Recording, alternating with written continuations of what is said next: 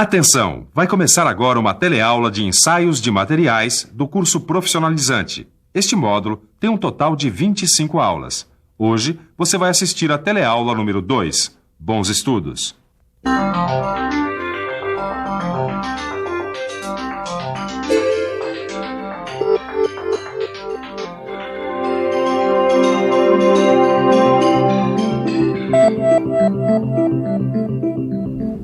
Amigo, dá licença, você costuma andar de elevador?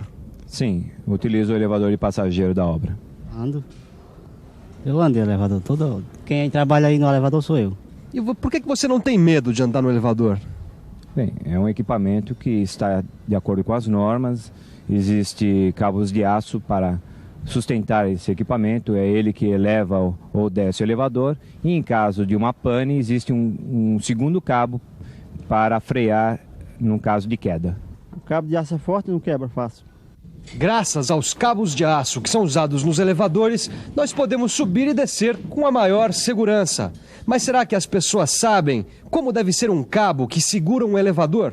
Um cabo de aço para segurar um elevador deve ser um cabo de aço número 16 para conduzir 6 pessoas. Bom, na forma que esse cabo aí tem que ser um cabo meio reforçado, né? Porque bastante, o mínimo sobe 6 pessoas, entendeu? Novo, que é o que esse aí é. Aí, esse aí pra nós é o suficiente. Sendo novo, não corre risco nenhum. E você? Já parou para pensar como é importante a gente saber como é que tem que ser um cabo de aço de elevador? Bom, se o diâmetro for muito menor do que o necessário, ele pode falhar e provocar acidentes. Se for muito maior, ele vai estar desperdiçando material. Para evitar qualquer um desses casos, é preciso conhecer a resistência dos materiais.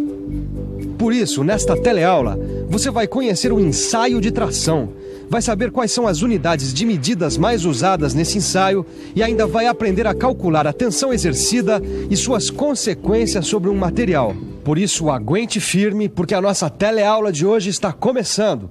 E aí, vamos embora, Benilson? Vamos.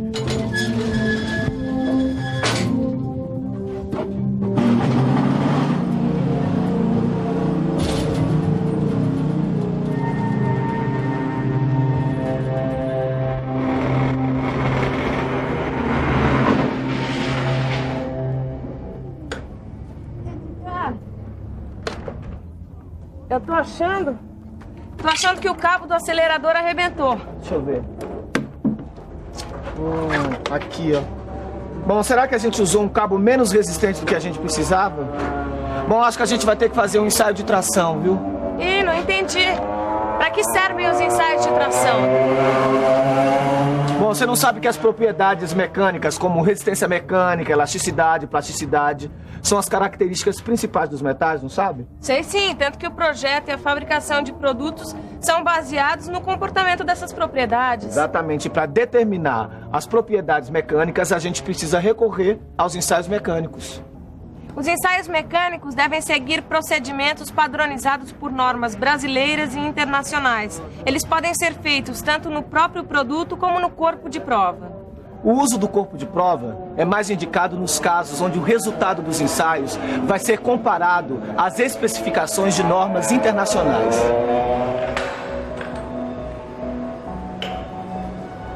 Ô Silva. Oi.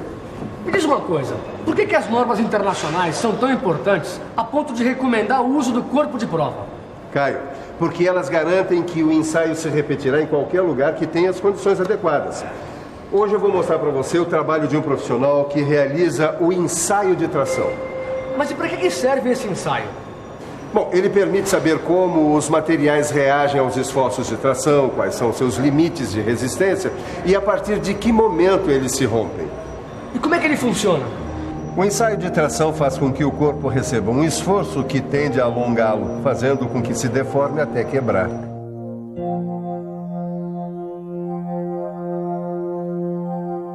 Quer dizer, antes da ruptura ocorre a deformação.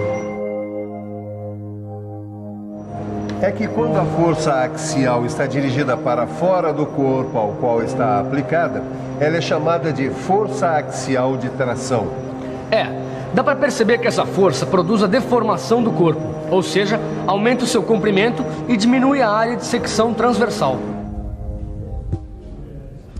É fácil perceber o efeito da força axial de tração. Primeiro, ela provoca a deformação. Depois, o rompimento. Esse é o primeiro passo para entender por que esse elevador não cai.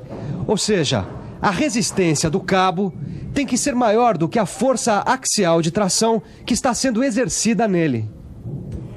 Então quer dizer que a resistência do cabo do acelerador do kart tem que ser maior do que a força axial de tração que será provocada nele. Aí sim o cabo não se rompe mais e o nosso bólido vai brilhar por todas as pistas. Olha, Edgar, esse aqui é resistente mesmo. Eu garanto que ele não vai deformar, muito menos se romper, né? Por falar nisso, dá só uma olhada no corpo de prova usado no ensaio de tração feito pro eixo dianteiro. Ah, eu já sei. Esse aqui é o corpo de prova que ainda não passou pelo ensaio de tração, certo? E esse outro aqui é o que já recebeu a tração, por isso ele ficou deformado. Olha só, aqui dá pra ver direitinho o aumento do comprimento do corpo de prova. Quer dizer, o alongamento. Na norma brasileira, o alongamento é representado pela letra A e calculado subtraindo-se o comprimento inicial do comprimento final após o ensaio e dividindo-se o resultado pelo comprimento inicial. Então quer dizer que o alongamento sofrido por um corpo de 12 milímetros, que recebeu uma força axial de tração e ficou com 13 milímetros e 2 décimos, é de 10 centésimos de milímetro por milímetro. É, isso aí, seu Caio. Tô gostando de ver o seu progresso aqui no estágio, hein? O resultado tá certinho. Agora, se você quiser, você pode indicar a deformação pela forma percentual. E é muito difícil isso daí, Silva? Não, você só precisa multiplicar esse resultado por 100. Olha só, deu 10% de deformação. Uma senhora deformação, hein, Silva? A deformação se divide em dois tipos, a elástica e a plástica. Note bem a diferença entre elas. Seu Elias, por que quando o senhor empurra o carro para baixo, ele volta à posição inicial? Por causa da mola da suspensão. Pois é, quando a gente balança o carro para baixo, a mola sofre uma deformação elástica, ou seja, uma deformação que não é permanente. E logo que paramos de forçar o carro, a mola volta à sua forma inicial. É diferente da deformação plástica, que é permanente. Dá uma olhada. Mesmo quando a força da batida que provocou esse estrago todo não existe mais, o material não volta à sua forma original. Toda vez que a gente freia, por exemplo, numa curva mais fechada, a mola do freio se comprime e quando tiramos o pé, ela volta à sua posição inicial. Quer dizer, ela sofre uma deformação elástica. E se você não frear direito, vai bater no muro e o kart vai sofrer uma deformação plástica. Até parece que eu não sei frear direito, seu machista. É uma brincadeira, Neuza. Ô, você tá muito tensa, viu? Inclusive, tensão é uma coisa que dá pra calcular, viu? O que você tá querendo dizer, hein, Edgar? Só tô te dizendo, Neuza, que dá pra calcular a relação entre uma força de tração e a área da seção do material onde ela atua, que é a tensão. E como é que se faz esse cálculo? Bom, para calcular a tensão, basta dividir o valor da força pela medida da área onde ela é aplicada. Agora, pelo Sistema Internacional de Unidades, a unidade de força é o Newton, simbolizado pela letra N. E a unidade da área em geral é o milímetro quadrado. Mas e como é que fica o quilograma-força que ainda aparece em muitas máquinas por aí?